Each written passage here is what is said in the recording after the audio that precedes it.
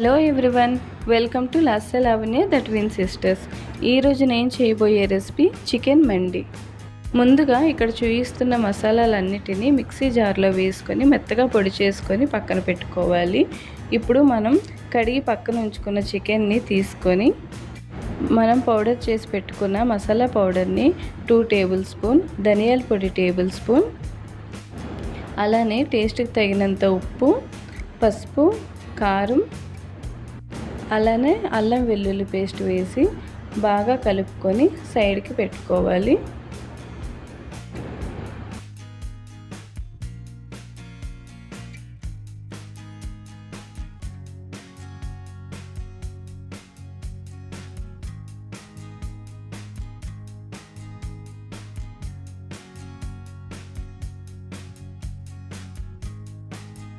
ఒక గిన్నెలోకి ఒక గ్లాస్డ్ వాటర్ వేసుకొని చిల్లుల జల్లెడి ఉంటుంది కదండి, అందులోన మనం మ్యారినేట్ చేసి పెట్టుకున్న చికెన్ని పెట్టి మూత పెట్టి తక్కువ ఫ్లేమ్లో ఒక 15 to 20 మినిట్స్ ఉడికించుకోవాలండి.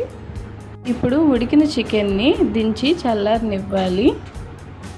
అలానే చికెన్ ఉడకగా మిగిలిన వాటర్ని పడేయకూడదండి. ఈ వాటర్ని మనం రైస్ కుకింగ్ కోసం వాడుకుంటాము. ఇప్పుడు ఒక ప్యాన్ తీసుకొని అందులోకి ఆయిల్ వేసుకొని మనం ఉడికించి చల్లార్చుకున్న చికెన్ని తీసి బాగా ఫ్రై చేసుకోవాలి. తక్కువ ఫ్లేమ్లో పెట్టి 2 పక్కల మారుస్తూ బాగా ఫ్రై చేసుకోవాలండి.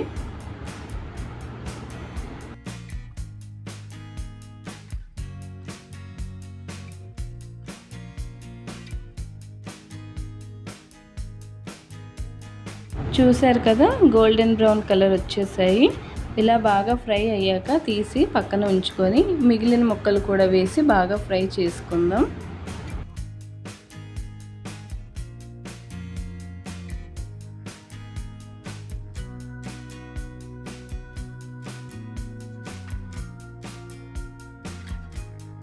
చికెన్ని ఫ్రై చేసుకున్న తర్వాత ఒక గిన్నెలోకి గ్లాస్డ్ బాస్మతి రైస్ తీసుకోవాలండి.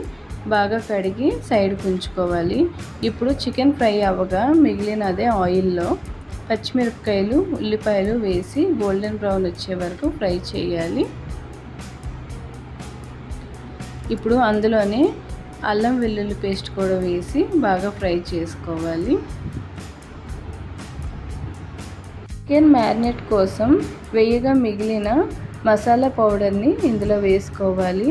అలాగే తగినంత సాల్ట్, ఇంకా మీ దగ్గర ఉంటే డ్రై లెమన్ ఉంటే వేసుకోండి. నా దగ్గర లేదు, అందుకే లెమన్ని 2 ముక్కలుగా కోసి వేసాను. బాగా ఫ్రై అయ్యాక మనం కడిగి పక్కన పెట్టుకున్న బాస్మతి రైస్ని వేసుకోవాలి. చికెన్ ఉడకగా మిగిలిన వాటర్ ఉన్నాయి కదండి, నాకు ఒక గ్లాస్ ఆఫ్ వాటర్ వచ్చాయి, అవి వేసుకున్నాను. దాని మీద ఇంకో గ్లాస్ ఆఫ్ వాటర్ వేసాను. మొత్తానికి 1 గ్లాస్ ఆఫ్ రైస్కి 2 గ్లాస్ ఆఫ్ వాటర్ వేసుకోవాలి. వేసి బాగా కలుపుకొని మూత పెట్టి సిమ్లో పెట్టి బాగా ఉడకనివ్వాలండి. ఒక 15 మినిట్స్ ఉంటే బాగా రైస్ కుక్ అయిపోతుంది. స్టవ్ ఆఫ్ చేసి 5 మినిట్స్ ముందు మనం ఫ్రై చేసి పక్కన ఉంచుకున్న చికెన్ పీసెస్ని ఈ రైస్ మీద ఉంచి మూత పెట్టి ఒక 5 మినిట్స్ సిమ్లో మగ్గనించి స్టవ్ ఆఫ్ చేసుకోవాలండి. అంతే, చాలా టేస్టీ అయిన చికెన్ మండి రెడీ అయిపోతుంది. మీకు ఇదే మండి రెస్టారెంట్ స్టైల్లో కావాలంటే లాస్ట్లో స్మోక్ టచ్ ఇవ్వచ్చు. ఈ రెసిపీ కానీ మీకు నచ్చినట్టయితే ఒక లైక్ చేసి సబ్స్క్రైబ్ చేయండి. అలానే మీరు ట్రై చేస్తుంటే ఎలా వచ్చిందో కామెంట్ చేయండి. Thank you for watching. Please do subscribe.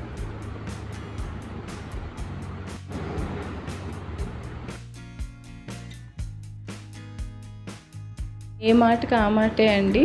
అందరూ చికెన్ మండి అంటే ఎంత బాగుంటుంది అనుకున్నాను. ట్రై చేసి చూద్దామని చేశాను, కానీ టేస్ట్ చేశాక తెలిసింది చికెన్ దమ్ బిర్యానీ ముందు ఇది ఫెయిలే. మరి మీరేమంటారో కామెంట్ చేయండి.